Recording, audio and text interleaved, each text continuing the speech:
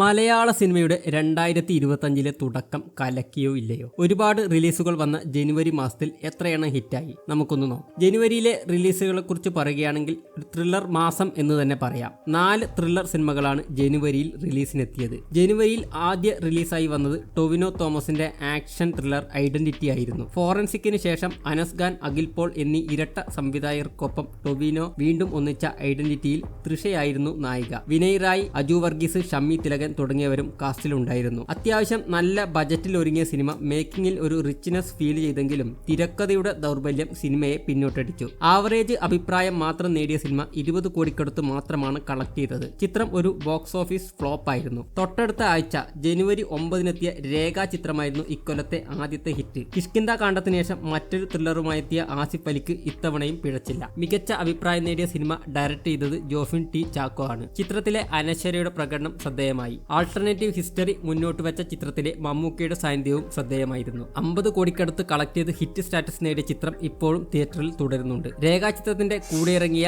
അനശ്വര അർജുൻ അശോകൻ ടീമിന്റെ എന്ന് സ്വന്തം പുണ്യാളൻ വലിയ അഭിപ്രായം ലഭിക്കാതെ തിയേറ്റർ ഫ്ലോപ്പായി മാറുകയായിരുന്നു. തൊട്ടടുത്ത ആഴ്ച ജനുവരി 16-നെത്തിയ ബേസിൽ ജോസഫ് ചിത്രം പ്രാവൻകൂട് ഷാപ്പ് ഒരു ബ്ലാക്ക് കോമഡി ക്രൈം ത്രില്ലർ ആയിരുന്നു. ശ്രീരാജ് ശ്രീനിവാസൻ എന്ന നവാഗത സംവിധായകനെ പരിചയപ്പെടുത്തിയ ചിത്രം പ്രൊഡ്യൂസ് ചെയ്തത് അൻവർ റഷീദായിരുന്നു. വലിയ പ്രതീക്ഷയിൽ ഇറങ്ങിയ ചിത്രത്തിന് പ്രതീക്ഷക്കൊത്ത് ഉയരാൻ കഴിഞ്ഞില്ല. 15 കോടിക്കടുത്ത് മാത്രമാണ് ചിത്രത്തിന് കളക്ട് ചെയ്യാൻ പറ്റിയത്. തൊട്ടടുത്ത ആഴ്ച ഇറങ്ങിയ Dominic and the ladies purse മമ്മൂക്കയുടെ ഈ വർഷത്തെ ആദ്യത്തെ സിനിമയായിരുന്നു. ഗൗതം വസുദേവ് മേനോൻ ആദ്യമായി മലയാളത്തിൽ ഡയറക്ട് ചെയ്ത ചിത്രം ഒരു കോമഡി ഇൻവെസ്റ്റിഗേഷൻ ത്രില്ലർ ചിത്രമായിരുന്നു. വലിയ ഹൈപ്പില്ലാതെ വന്ന ചിത്രത്തിന് അത്യാവശ്യം പോസിറ്റീവ് അഭിപ്രായങ്ങൾ വന്നെങ്കിലും ബോക്സ് ഓഫീസിൽ കാര്യമായ ചലനങ്ങൾ ഉണ്ടാക്കാൻ പറ്റിയില്ല. ജനുവരി 30-ന് റിലീസായ ബേസിലിന്റെ പൊന്മാൻ നല്ല അഭിപ്രായവുമായി മുന്നേറുകയാണ്. ചിത്രം ഒരു ഹിറ്റ് സ്റ്റാറ്റസ് കൈവരിക്കും എന്ന് തന്നെയാണ് പ്രതീക്ഷിക്കുന്നത്. ബേസിലിനെ കൂടാതെ സജിൻ ഗോപുവും ലിജിമോളും ചിത്രത്തിൽ പ്രധാന വേഷത്തിലെത്തിയിട്ടുണ്ട്. ഇന്ദുഗോപന്റെ 4-5 ചെറുപ്പക്കാർ എന്ന ചെറുകഥയെ അടിസ്ഥാനമാക്കിയാണ് എടുത്തിരിക്കുന്നത്. ജനുവരി 31-ന് ഇറങ്ങിയ വിനീത് ശ്രീനിവാസൻ, എം മോഹനൻ ടീമിന്റെ ഒരു ജാതി ജാതകത്തിന്